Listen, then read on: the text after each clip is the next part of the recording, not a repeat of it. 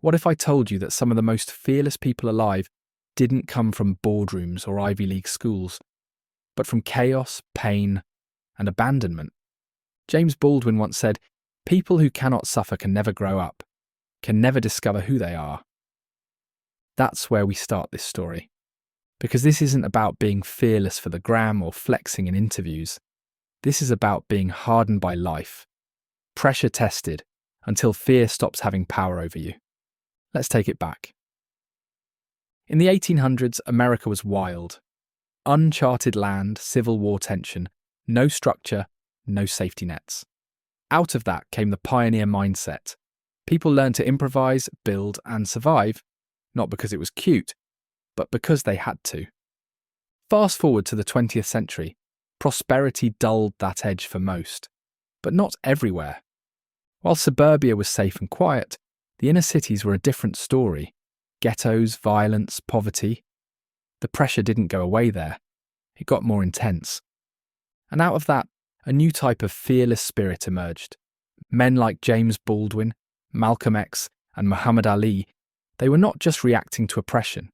They were reshaping identity, confronting fear every single day, and demanding power in a system designed to break them.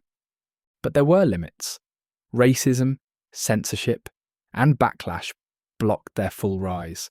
Still, they planted the seed. Then came the next generation. Same chaos, fewer restrictions. Enter the modern fearless type. Street-raised, self-taught. No blueprint, no safety net, just raw ambition. They weren't made in classrooms. They were made in crisis.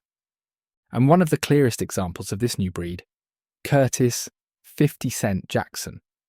Born in Southside Queens during the height of the crack epidemic, chaos wasn't something he feared. It was all he knew. He never met his father. His mother was murdered when he was 8. From that moment on, he understood no one was coming to save him. That type of abandonment breaks most people. For 50, it built a core belief. I have to protect myself. I can't depend on anyone else to kill fear for me. I have to kill it myself. So he turned to the streets, not because it was glamorous, but because it was survival. And in the streets, fear is a weakness. If people see it in your eyes, they'll test you, bully you, end you. So he leaned into fear, not away from it. The first time he faced a gun, he shook. Second time, less. Third time, cold. He trained himself through repetition to no longer flinch. That's what real fearlessness looks like. Exposing yourself to what most people run from, until it no longer moves you. But there was a bigger fear still, one that most hustlers never conquer: leaving the game. See, once you learn the streets, it becomes your language. You master it. It's hard to walk away from something that gives you power, even if that power is short-lived. 50 was different. He wanted more than the block.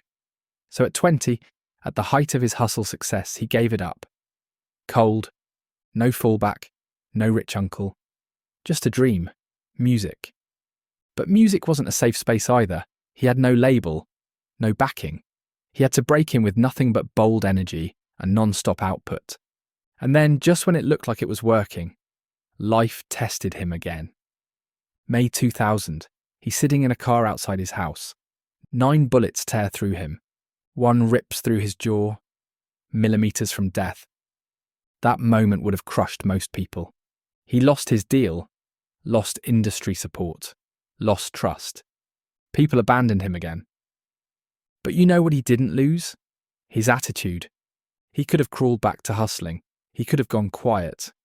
Instead, he flipped the table. No more begging labels. No more waiting for permission. He launched a street-level mixtape campaign, gave away his music, built his name from the ground up, controlled his brand and refused to censor his message. That's the fearless type in real time. You almost die. You lose everything. And your response is, double down. He didn't just find freedom. He created it.